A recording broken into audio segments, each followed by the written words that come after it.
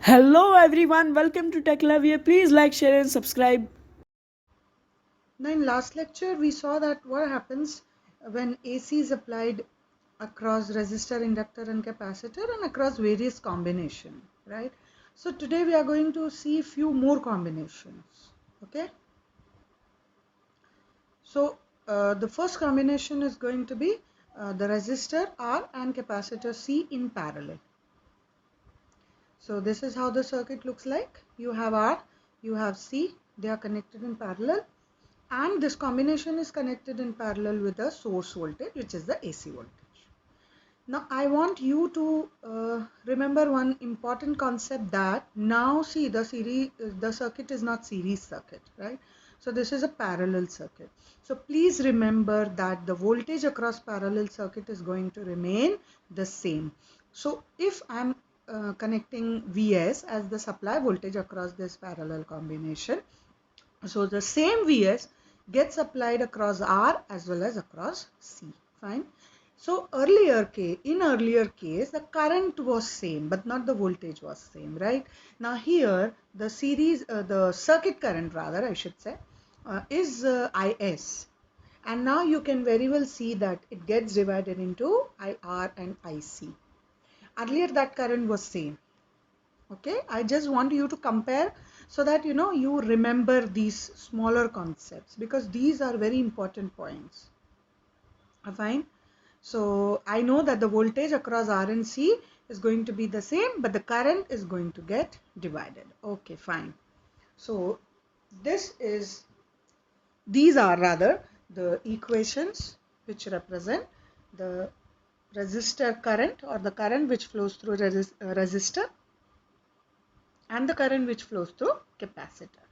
Now these are just uh, we have just applied Ohm's law, and remember I said that you cannot apply Ohm's law to inductor and capacitor, as in last lecture I mentioned it. Okay, so there I meant, like in case of resistor you simply write R, correct? So in case of inductor and capacitor you just cannot write L or C.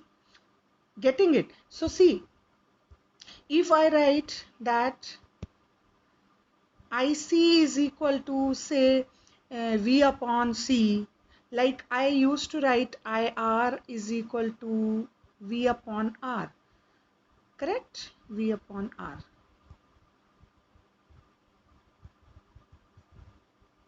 Similarly, I cannot write IC is equal to V by C. No, this is not right. Or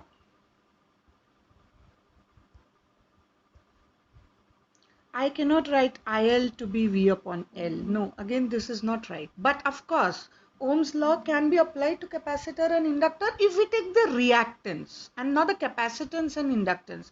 So I can write IC is equal to V upon XC.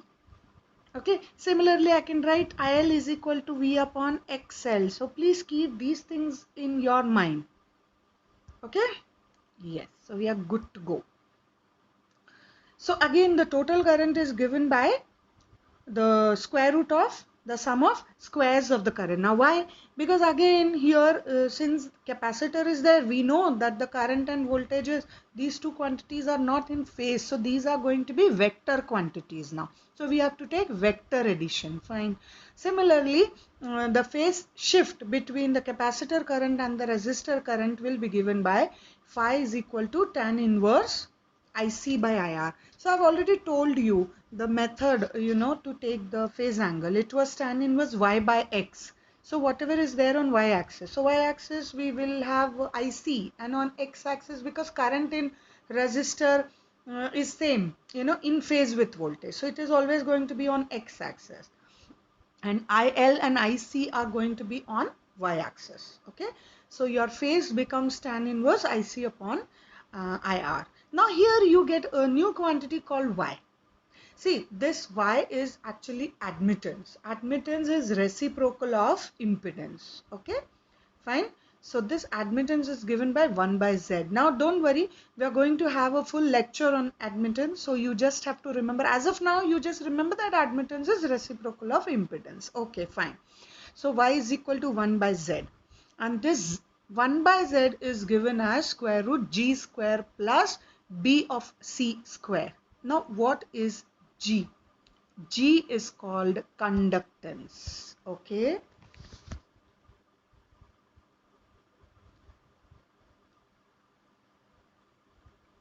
There we are going to see this.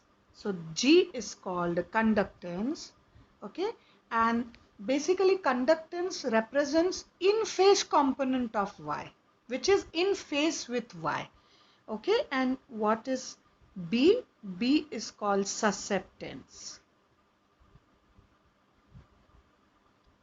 So if G represents in phase component of Y, what does B represent? B represents phase quadrature. Fine. Okay. B represents phase quadrature. Phase quadrature means 90-degree ahead or lagging, depending on whether it is capacitor or inductor. Okay. So it is going to be whether it is plus 90 or minus 90, depends on that. Fine. Yes. So now G and B is clear. So this is how we calculate admittance. And of course, as I said, the voltage across parallel circuits are same. So here you have Vs, which is equal to Vr, and which is equal to Vc. Okay. Now we'll see what happens when L and C are in parallel. So this is how L and C are in parallel. So now these are the equations. Fine. So susceptibility, inductive susceptibility. When I write subscript L, it becomes inductive susceptibility. And when I write subscript C, it becomes capacitive susceptibility. Okay, or capacitive susceptance. Fine. So these are the reciprocal of the reactances. So Y is given by 1 by Z, which becomes BL plus B of C. Now this resonance frequency, again as I said, we are going to have a one whole lecture on resonance, but as of now you can just remember that resonance frequency is 1 upon 2 pi square root LC, and at resonance frequency XL is equal to XC. So in this case IL becomes equal to IC, and of course voltages are also same. So I hope till this point it is clear. Okay. Let us see what is the next circuit. Okay, now here we have resistor and an inductor in parallel with each other. So again we have a set of equations wherein we have current across through resistor, which is Vs upon R, and the current across inductor, which is Vs upon XL. Fine. So these are various equations. So I've already explained what is phi, what is Z, what is Y. So you can simply note down all these equations. We will require these equations when we will solve the numericals. Okay? Yes. Now we come to a circuit wherein we do not have any parallel combination. Here now, instead of having two components, here we are going to have all three components, right? R, L and C, and these three components are going to be in series. So this is how the circuit looks like. Now, as I've already told you that current is going to be the same, but voltages are different. So current is IS, which flows through R, L and C. But the voltage across R is VR. The voltage across L is VL. Similarly, the voltage across C is VC, and these three voltages can be different from each other. Of course, it depends on the values, right? Values means the value of the elements. Now here the impedance is given by Z is equal to square root R square plus XL minus XC whole square. Okay. Now this XL minus XC can be written as simple X. So what we are assuming, that XL minus XC be represented as X just for simplification. Fine. Similarly, we have the series voltage, again the vector addition. So it is in vector addition we have VL minus VC, okay, the y-axis, because the inductive parameters are also on y-axis and capacitive parameters are also on y-axis. So you have to take the resultant of y-axis, right? So it becomes VL minus VC, XL minus XC, and so on. So your voltage, the total voltage will be square root VR square plus VL minus VC whole square. And of course we know how do we represent current. Current is voltage upon impedance. Now here I cannot say voltage upon resistance because here now we have impedance. What is impedance? The combination of resistance and reactance. Yes. So I just put the value of Z and I'll be getting phi is equal to tan inverse Y upon X, and as I said the resultant Y will be XL minus XC because both are acting here, right? So I have XL minus XC upon R. Now since this is series circuit, IS is equal to IR is equal to IL is equal to IC. Fine. So this is how the voltage is represented. So this is actually simplification how we arrived at that equation. So I have put the value of VR, which is I into R, and VL, which is I into XL, and VC, which is I into XC. So I'll take I common. So it becomes this. Fine.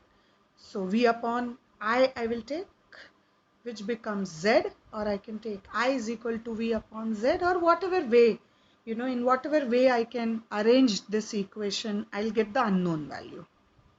So this is how actually the value of Z comes. So this equation is a very important equation and we require these equations at various places. So please remember this. Okay. Yes, so now we know how to solve, the circuit wherein only R is given or only C is given or any combination of R, L or C is given. What happens when they are connected in series? What happens when they are connected in parallel, right? So we know, see, basically, uh, generally, I mean, if you just go through all the question papers, then you will understand that sometimes resonance condition is asked, okay, and every time, I'll repeat, every time a numerical is asked wherein various combination of R, L and C will be given. Okay, and we are supposed to find out the impedance, current, voltage, the total voltage and voltage across each component we need to find out. Okay, so how we will do that? So for that we require various equations, and I personally would suggest that please prepare these topics very nicely, because these types of, I mean, we are going to solve the numericals in the coming lecture of course, but then uh, you know um, the numericals which are based on these equations are asked in examination. Okay, so please prepare well. Fine. So this is how I think I should erase. Yes. So this is how the phasor diagram looks like. So you can see that here the reference point is I, not V. Okay. So current leads in case of capacitor, but then voltage lags. Correct. So VC has come in minus Y direction and VL has gone in plus Y direction because current lags. It means voltage leads, right? So VL goes in plus Y direction. And so you have a minus Y something like VC, and you have plus Y on plus Y, of course, VL. So what is going to be the resultant? It is going to be VL minus VC. Then you have VR. So again the parallelogram law applies, but here it is not parallelogram, it is a simple rectangle. So the resultant comes out to be V, which is I into Z. Okay, so this was the phasor diagram. Okay.